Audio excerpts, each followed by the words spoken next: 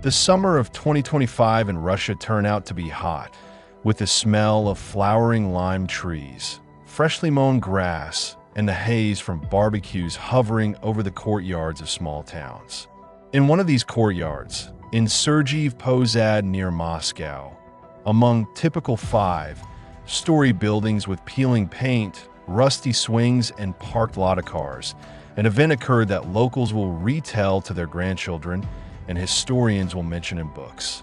Donald Trump and Vladimir Putin, two leaders whose names have been rumbling on the world stage for decades, decided to forget about geopolitics, sanctions, summits, and reporters for a day. Their mission was simple, but full of Russian soulfulness: to roast kebabs, smoke cigars, drink homemade kvass, and talk about a bright future, sitting at a wooden table under the shade of an old birch tree in the courtyard on Mirror Street. This day has become a legend, a symbol of the fact that even the most influential people can find common ground at the barbecue, among neighbors, children, and songs. It all started with a phone call that disrupted the usual rhythm of life at Mar-a-Lago, the luxurious residence of Donald Trump in Florida.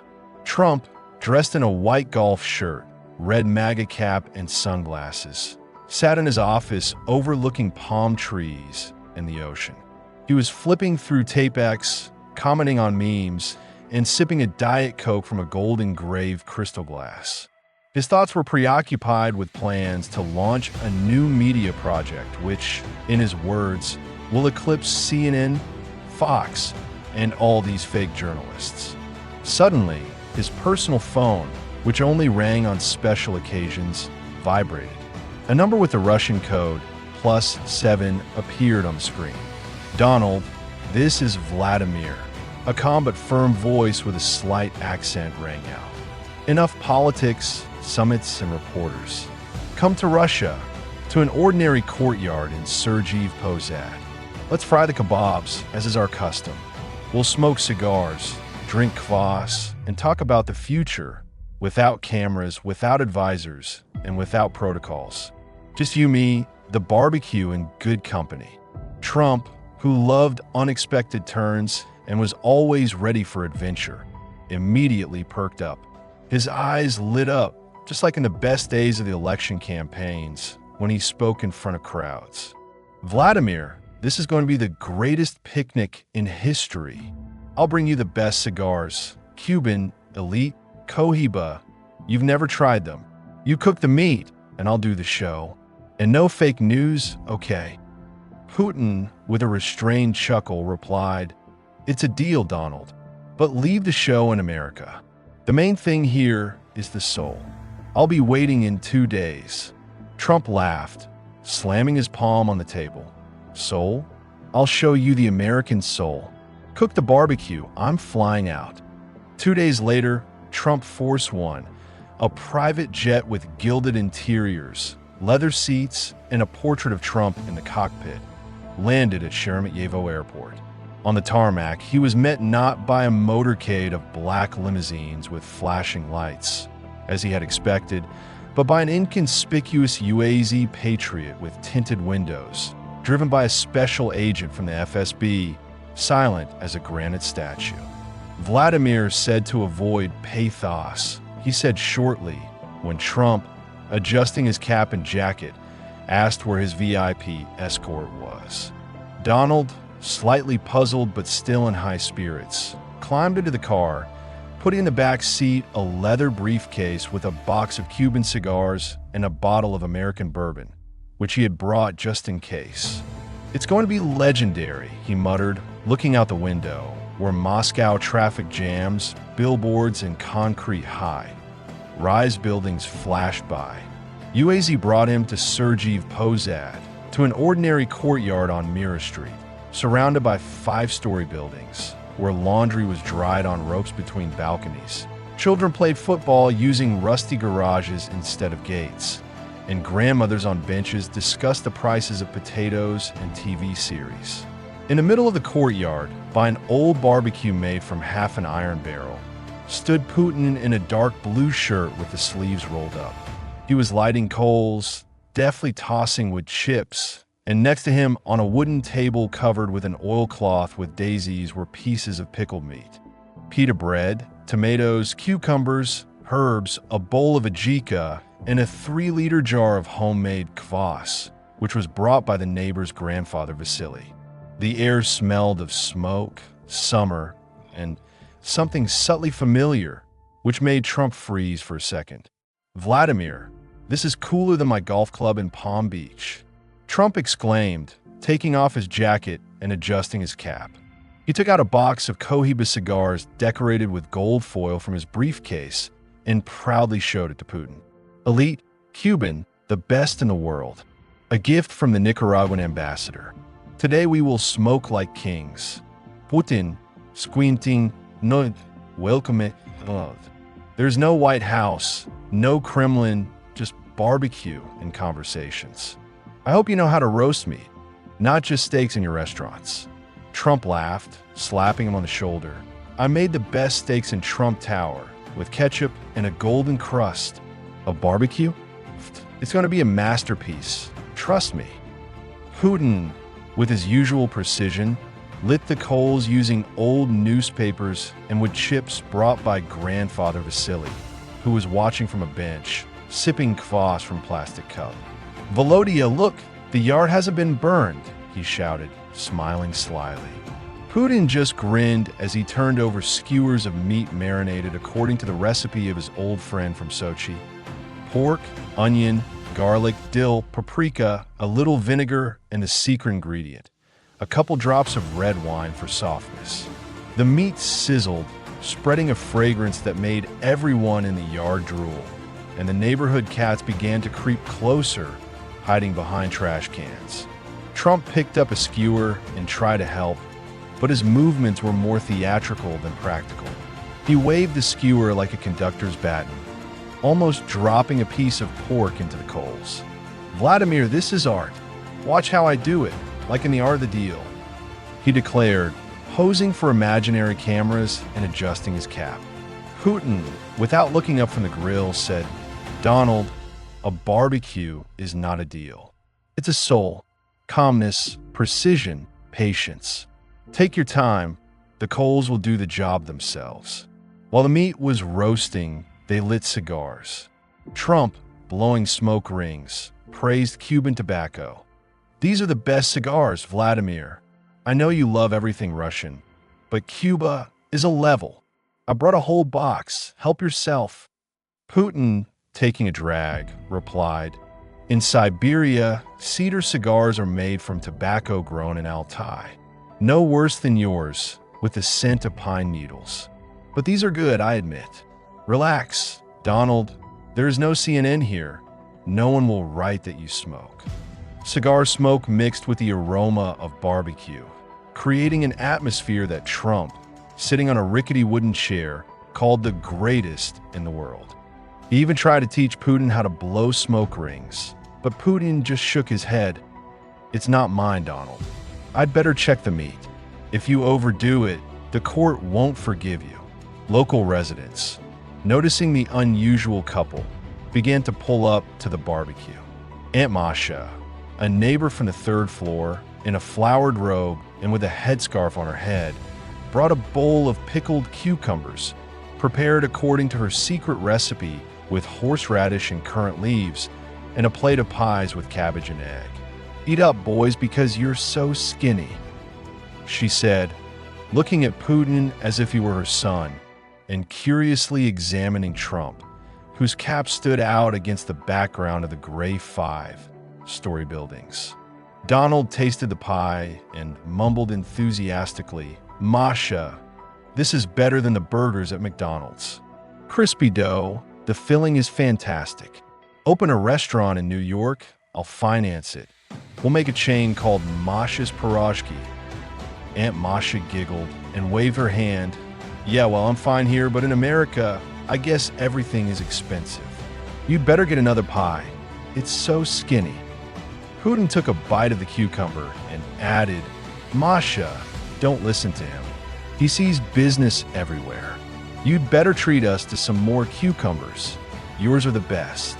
Serega, a local guy in his mid-20s, wearing an Adidas tracksuit and with an eagle tattoo on his arm, approached the barbecue. He brought a bottle of homemade moonshine infused with raspberries and offered, "Uncle Vova, Uncle Donald, let's get to know each other." Putin squinted and said, "Kvass is better, Serega. Leave the moonshine for the evening, it's still early." Trump, who was not used to Russian traditions, nevertheless insisted on trying a sip and coughed, wiping his eyes. "It's like rocket fuel." Elon Musk would appreciate it. He would say that it is fuel for Starship. Seryoga, pleased, began filming everything on his phone, posting stories on X with the hashtag Trump Putin BBQ and the caption, "Legends barbecue in our yard." Children playing in the courtyard surrounded the table, looking at Trump with curiosity. One girl, Katia, about 10 years old, in a pink t-shirt asked, "Uncle, are you really the President of America?" Trump, adjusting his cap, replied, "There was Katia and the best in history, and now I'm here, having a barbecue with your Uncle Vova. Do you want an autograph?" He took out a gold marker and signed her math notebook, adding, "Make Russia great. Study hard."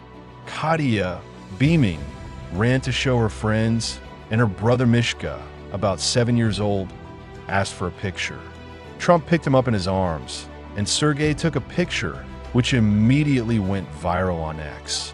Putin, watching this, said, "Donald, you don't change." But the kids like it. They will remember this day. When the barbecue was ready, they sat down at a wooden table under a birch tree, covered with an oilcloth with daisies. On the table were plates of steaming meat wrapped in lavash, sliced tomatoes and cucumbers, a bowl of spicy ajika, herbs, salted mushrooms brought by any neighbor, pickled tomatoes from Aunt Masha, and steamed glasses with kvass. Neighbor Galina, having learned that Trump himself was in the yard, brought a bowl of potato salad with dill and homemade sour cream.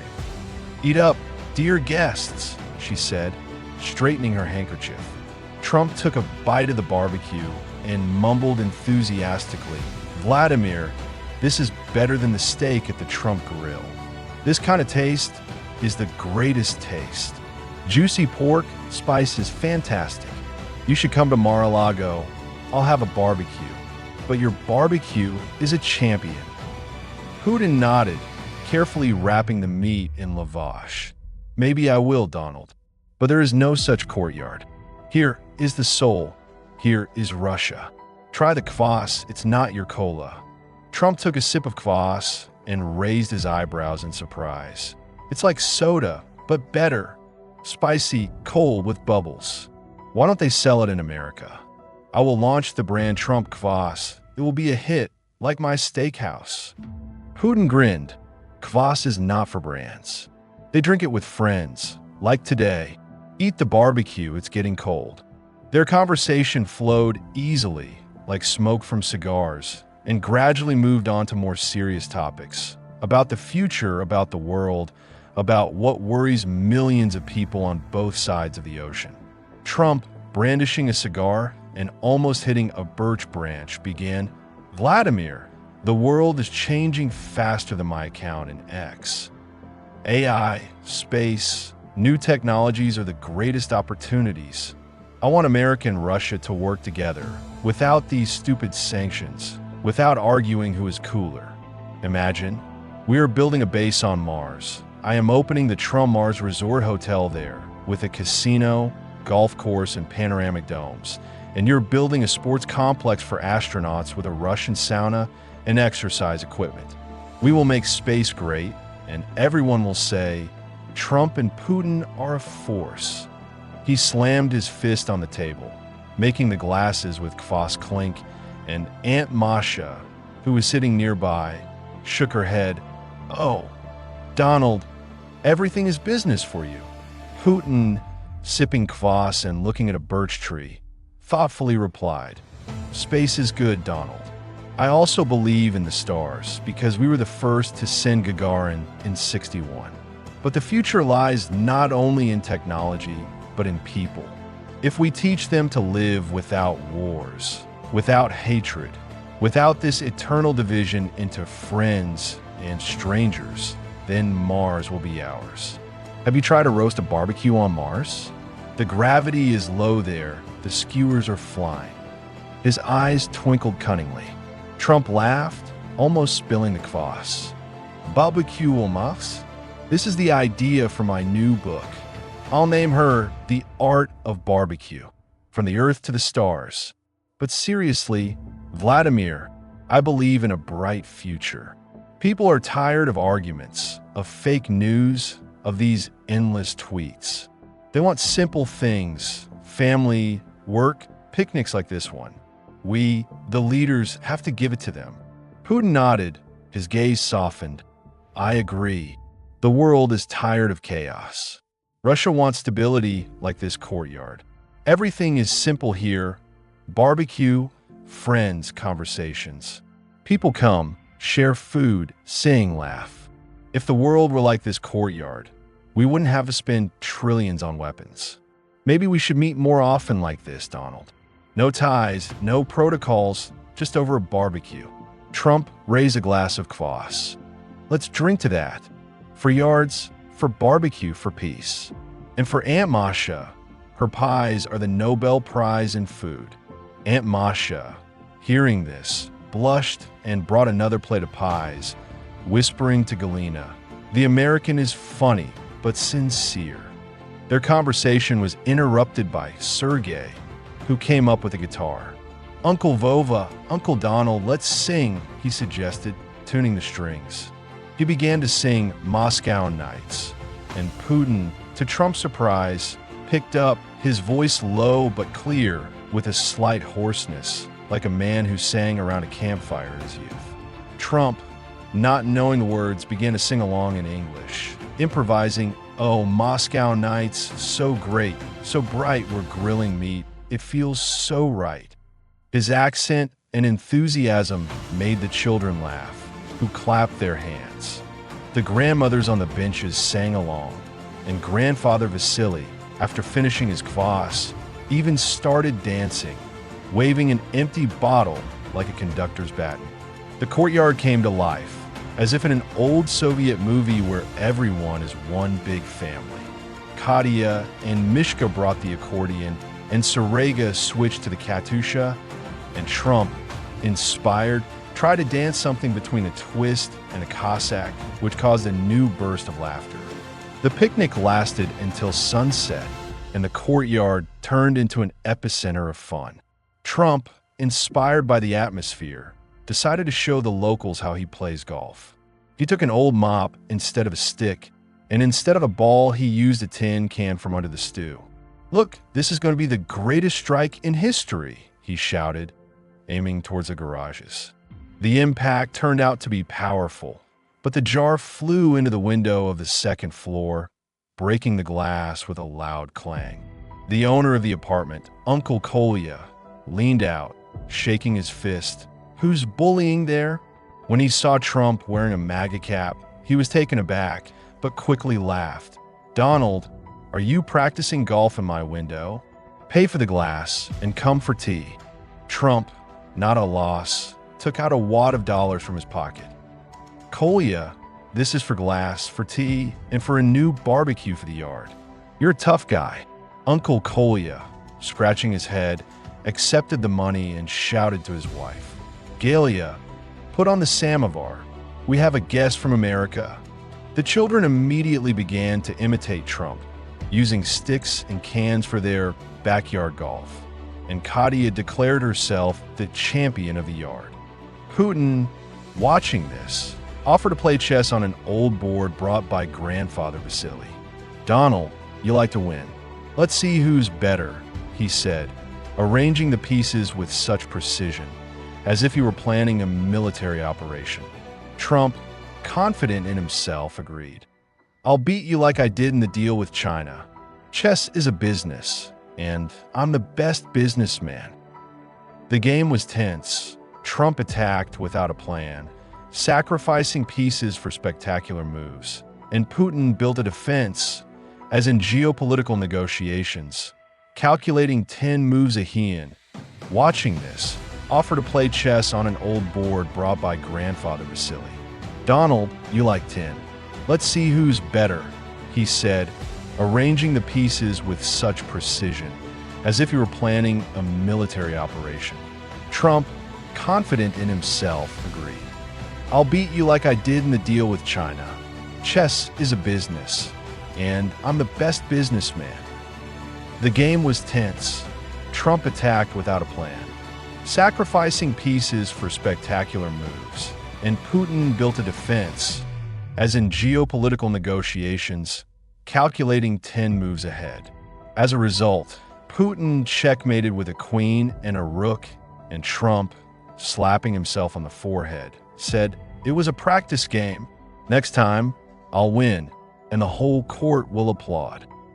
Sergey, who was filming the game on his phone, posted a video on Instagram with a caption, "Trump versus Putin? Chess is hotter than a barbecue." The post garnered 1 million likes in an hour, and users started making memes with Trump handing over the queen and Putin drinking kvass. When it got dark, they lit a bonfire in an old iron barrel, and the courtyard was illuminated with warm light. The children brought potatoes to bake in the coals, and Aunt Masha took out a jar when it got dark. They lit a bonfire in an old iron barrel, and the courtyard was illuminated with warm light. The children brought potatoes to bake in the coals, and Aunt Masha took out a jar of pickled tomatoes and assorted mushrooms from the cellar. Galina brought an old blanket so everyone could sit around the campfire, and Luba, a neighbor from the first floor, brought an accordion and played "Oh, Frost, Frost," despite the summer heat. The conversation became even more open. Trump, looking up at the stars, said, "Vladimir, I want my grandchildren to live in a world where you can just barbecue, play football in the yard, and not be afraid of tomorrow. I'm tired of wars, of these endless headlines, of tweets that someone misunderstood. We can do better." Putin, puffing on a cigar, replied, "And my grandchildren. To do this, we need to talk less and listen more. This courtyard is like a miniature world. Everyone here knows each other, shares, and helps. If countries lived like this courtyard, we wouldn't be spending trillions on rockets." Trump, thoughtfully twirling a glass of kvass, added, "You're right. Maybe we should have a global barbecue day? All the leaders of the world are at barbecues, without ties, without speeches. Just meat, kvass, and conversations. This will be the greatest initiative, and I will organize it at more." The picnic ended late at night, when the stars were shining brightly over Sergey Posad, and the campfire was burning out, leaving fragrant smoke. Trump hugged Putin as he said goodbye, which caused surprised glances from neighbors accustomed to his restraint. "Vladimir, it was the best day in a long time. I'll write about it in my memoirs, Trump and the Barbecue. The greatest picnic." Putin smiled and replied, "Come on, Donald. The barbecue is always ready." He handed Trump a jar of pickles from Aunt Masha and a bag of pies as a souvenir. "Tell your friends in America. Let them know what a Russian soul is." Trump, touched, promised, "Masha, your cucumbers will be on my table at Mar-a-Lago." The next day, Trump flew to the United States, but the story of their picnic spread around the world like wildfire. Sergey's videos in X have gained millions of views, and the hashtag #TrumpPutinBBQ has become a global trend, surpassing even memes about cats and AI generators. People all over the world began to organize their yard picnics, inviting neighbors, friends, and even strangers to roast kebabs, barbecue, kebabs, or tacos, sing songs, and talk about the future. In New York, Tokyo, Cairo, Rio de Janeiro, and Nairobi, barbecues burned in courtyards and people shared food, as in Sergey Posad. In Brooklyn, local rappers organized a barbecue fest where they sang about peace and barbecue. And in Seoul, students fried kimchi and meat inspired by the Russian court. The courtyard on Mira Street has become a local landmark. The barbecue on which Trump and Putin were roasting was placed under a glass hood as a relic, and a sign was installed next to it. Here on July 15, 2025, the leaders of the world grilled shish kebab and talked about peace. Tourists came to take pictures, and local authorities allocated money to repair the courtyard. New benches were put up, swings were painted, and even built a gazebo called the Kebab Shop of the World. Aunt Masha started selling her pies and cucumbers at the local market, calling them peace pies and friendship cucumbers. Her products became a hit, and she even received a letter from a fan from Texas asking for the recipe. Sarega, thanks to viral videos, became a local blogger, and his guitar was now kept in the Sergeyev Posad Museum of Local Lore with a plaque, the instrument that united the world. Upon returning to Mar-a-Lago, Trump began promoting the idea of a global barbecue day. At a press conference in New York, surrounded by journalists, he stated, "This will be the greatest initiative. No summits, no boring speeches, just barbecues, meat, and conversations. I will invite all the leaders of the world to my golf club, and we will show you how to relax." Shish kebab unites better than the UN.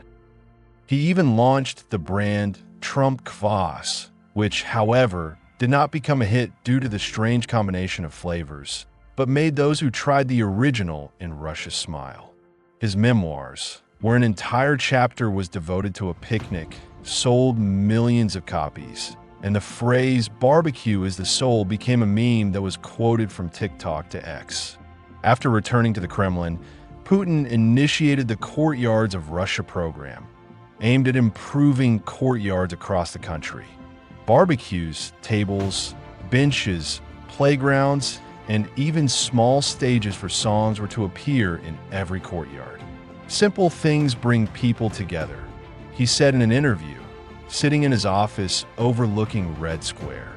He also sent Trump a box of kvass, a jar of ajika, and a note. "Donald, come back again. The yard is waiting. And don't forget the cigars." Upon receiving the package, Trump posted a photo on Instagram with the caption, "Vladimir, I'm coming back. Cook the barbecue." Their picnic inspired millions. Schools began holding yard days, where children learned how to cook kebabs, sing songs, help neighbors, and plant trees.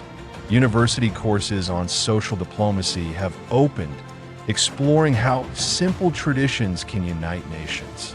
Even the UN supported the idea, declaring July 15th International Barbecue Day, although it was officially called Neighborhood Unity Day. In 2026, the first such day was celebrated around the world. Sausages were fried in Paris, tandoori in Mumbai, carne asada in Mexico City, and barbecue in Moscow, as in Sergei Posad. Kim Kardashian, inspired by viral posts, launched the hashtag #BBQ4Peace campaign, encouraging her 400 million followers to have picnics. Her post with a photo of her frying a barbecue in Los Angeles has gained millions of likes, and her Peace Barbecue clothing line with prints of barbecues and kvass has become a hit. Elon Musk, seeing the trend, joked in X, "If a barbecue will save the world, I will build a barbecue on Mars." He even sent Trump and Putin a prototype of a barbecue robot, which, however, burned the first barbecue but caused laughter. Years later, in 2030, when the world became a little calmer and new generations grew up with dreams of space, peace, and simple joys, Trump and Putin, who had already retired from active politics, met again in the same courtyard on Mira Street. The courtyard has been renovated. New benches, bright swings, flower beds, but it has retained its soulfulness. Aunt Masha, who had aged but was still cheerful, brought pies and cucumbers again, and Sarega, now a famous blogger, sang a new song dedicated to their friendship, called Shish Kebab of Peace. Sitting under the same birch tree, Trump, with gray hair but still wearing the same MAGA cap, said, Vladimir, this yard has changed me. I realized that greatness is not in skyscrapers, not in tweets, but in people on days like this. Putin smiled and replied, "And me, Donald. The world begins here, with a barbecue, with a song, with kvass. We have shown that this is possible." They clinked glasses with kvass, and the courtyard began to sing again, as on that summer day in 2025, reminding everyone that a bright future is not only technology, space, and ambitions, but also simple human warmth that begins in the courtyard.